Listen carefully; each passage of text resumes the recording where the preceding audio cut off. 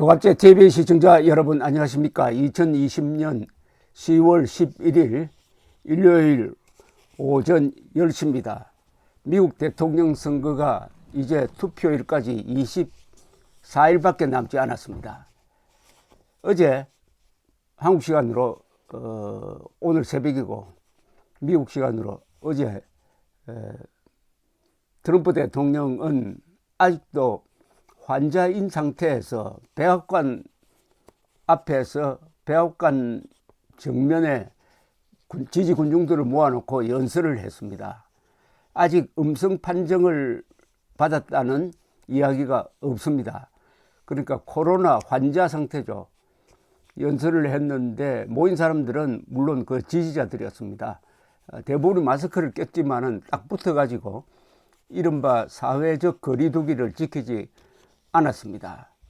그 모습을 보면은 트럼프가 참 안쓰럽다는 생각이 듭니다. 이건 트럼프가 지금 폐색이 짙어지니까 대통령으로서의 정상적인 행동을 보여주지 못하고 있습니다. 그런데 미국에서는 트럼프 대통령의 이 과격한 말을 믿고 선거에 불복할 것 아니냐, 선거에 지더라도 투표에 지더라도 불복할 것 아니냐, 트럼프 쿠데타가 일어난 것 아니냐 하는 그런 의심을 하는 사람 많고, 요사이 한국 언론에도 가끔 그런 기사가 나옵니다. 트럼프 대통령이 투표에서 지더라도 다른 이유를 내세워 가지고 백악관을 떠나지 않을 것이다. 그런 문제에 대해서 답이 되는 칼럼이 있어 가지고 하나 소개해 드리겠습니다. 이 뉴욕 타임즈는 미국에서는 리버럴리스트로 리버럴이라고 하면 한국에서 참 번역하기 힘듭니다. 이걸 진보라고 하면 안 됩니다. 그렇다고 좌파라고도 할 수도 없어요. 일단 리버럴, 자유주의적, 반대말은 컨서버티브니까 자유주의적 성향이 강한 뉴욕 타임즈 이 논설진 가운데서 로스 다우데트란 분이 있는데, 이분은 보수적인 성향이 강한 사람입니다. 이분이 쓴 칼럼이 There will be no Trump coup, 트럼프 쿠데타는 없다 라는 제목의 글을 썼습니다. 그 이유를 보니까 우리 한국에도 상당히 참고가 될 만한 이야기입니다. 트럼프 대통령은 요사이 사전 우편 투표가 지금 진행 중인데, 사전 우편 투표가 부정선거의 소지가 있다고 계속 이야기를 합니다.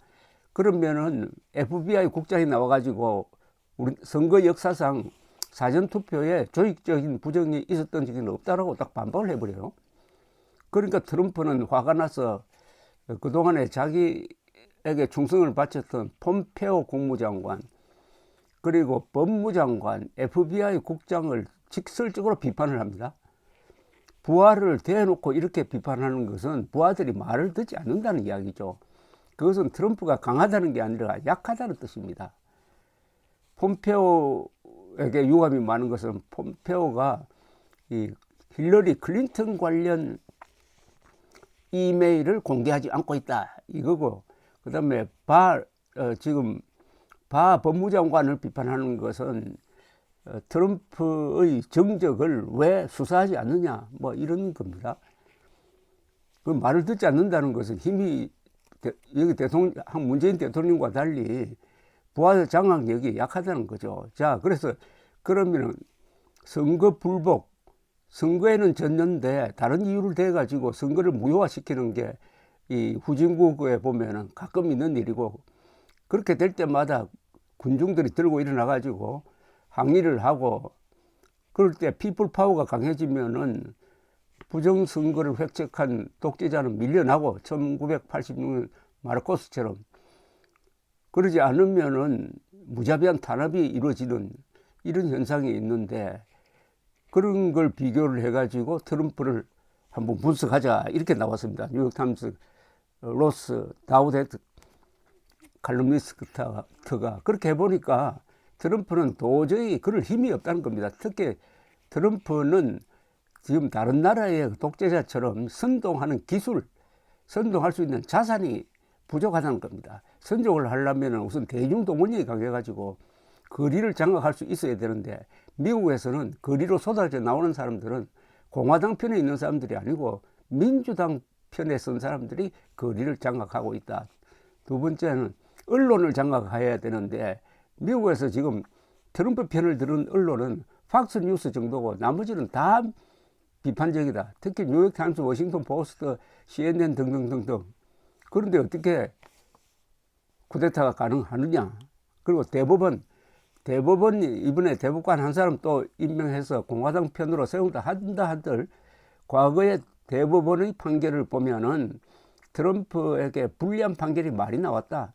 대법원의 독립성이 강하니까 트럼프의 쿠데타 시도는 불가능하다. 허용되지 않는다. 그 다음에 쿠데타가 되려면 최종적으로 군대라는 이 무력이 뒷받침되어야 합니다. 그런데 지금 미국의 장성들, 특히 군 지휘부는 오히려 최고사령관인 트럼프를 경멸한다. 그렇다면 쿠데타가 성공할 수가 없다. 다음에는 뭐냐? 각 지방, 그러니까 주의회에서 그 주에 있었던 선거 결과를 무효화하고 트럼프에게 유리한 결정을 내릴 수 있어야 되는데, 주의 장악력이 약하다. 선거 결과를 무효화시킬 수 있는 각 주의 의회의 장악력이 결코 트럼프에게 유리한 것이 아니다. 이런 걸 다 종합을 하면은 쿠데타는 불가능하다. 다만 근소한 차이가 있을 때, 2000년에 플로리다에서 몇백 표 차이로 부시와 고어가 이렇게 여러 법정 공방을 벌리다가 결국 대법원에 가가지고 부시 손을 들어주었습니다. 2000년에도 전국 득표에서는 부시가 한 50만 표 고어에게 졌어요. 그러나 최종적으로 그것도 대법원에서 판사 한 표 차이로 결국 부시의 승리가 확정이 되었습니다. 그 정도로 근소한 차이일 경우에는 트럼프는 이것을 법정으로 가져가서 버틸 것이다. 그러니까 이거는 누구나 다 하는 게, 그러니까 이걸 쿠데타로 분류할 수는 없다.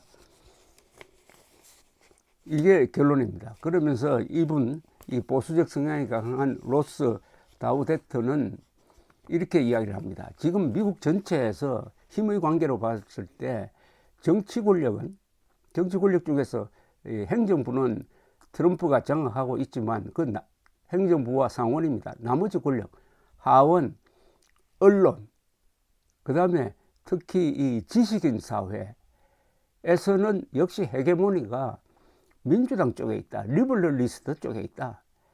근데 그래서 문화적 권력은 리버럴리스트가 갖고 있고 정치 권력은 트럼프가 갖고 있어 가지고 나름대로 균형이 이루어졌는데, 만약 이번에 바이든이 큰 차이로 대통령에 당선되어서 정치 권력과 문화 권력을 미국의 민주당 세력이 완전 장악하게 될 때 오히려 지금 트럼프보다 더 권위주의적으로 갈 것 아니냐, 이걸 주의해야 된다라는 아주 따끔한 충고를 하고 있습니다. 이건 사실이죠. 미국이 트럼프를 저렇게 몰아세울 수 있었던 힘은 민주당을 지지하는 유색인종 세력 또는 리버럴리스트, 이 세력이 워낙 강해가지고 트럼프를 완전히 조롱거리로 삼고, 트럼프 또한 조롱거리가 될 만한 기행을 계속 하다가 보니까 결국 트럼프 골수 지지층만 남겨놓고는 이탈을 해가지고 지금 11월 초의 선거 구도는 거의 대패 수준으로 가고 있습니다. 대패 수준으로 갈수록 트럼프는 더 안달이 나가지고 몸이 아프면서도 선거운동을 할 수밖에 없는 그런 처지로 전락을 했다. 이거는 미국의 리버럴리스트가 너무 강해서 이렇게 된 거다. 이 사람들이 백악관까지 차지하면은 미국이 너무 왼쪽으로 가는 것 아니냐 하는 이 충고는 의미가 있다고 생각합니다. 그런데 아까 그 쿠데타가 가능한 조건을 쭉 꼽았는데 대한민국에서 만약 이런 비슷한 일이 일어나면 어떻게 될까요? 야당 후보가 대통령 선거에서 대통령 투표에서 이겼는데 정권을 잡은 세력이 거기에 시비를 붙어 가지고 소송으로 가져가면은 한국에서는 어떻게 될까요? 뒤집어질 가능성이 있다고 봅니다. 첫째, 소송으로 가게 되면은 거리를 집권 세력이 휩쓸게 될 겁니다. 군중 동원을 해가지고 촛불 사태 때처럼. 그리고 언론이 조중동 정도를 빼고는 친여 언론이 강합니다. 언론이 거기에 합세를 할 겁니다. 그리고 이게 법적 문제로 될 테니까 법적 문제에서 검사, 경찰이 그러면은 현직 대통령이 잡고 있는 정권 말을 듣겠느냐, 아니면 당선된 야당 후보 말을 듣겠느냐. 그 다음에 법원 중에서도 최종적으로는 대법원, 그 결판은 어디서, 세 기관에서 냅니다. 중앙선거관리위원회, 그 다음에 헌법재판소, 그 다음에 대법원이 과연 당선된 야당 후보 편을 들 것이냐, 아니면은 대통령 편을 들 것이냐. 지금 보면 답은 뻔히 다 나와 있습니다. 대법원, 헌법재판소, 중앙선거관리위원회가 문재인 정권에 충성하는 사람들에 의해서 완전히 장악되어 있습니다. 언론도 그렇습니다. 그러면 한국에는 가능합니다. 한국에서는 선거를 무효화시키는 쿠데타가 가능하지만은 미국은 불가능하다. 이렇게 정리가 되겠습니다. 감사합니다.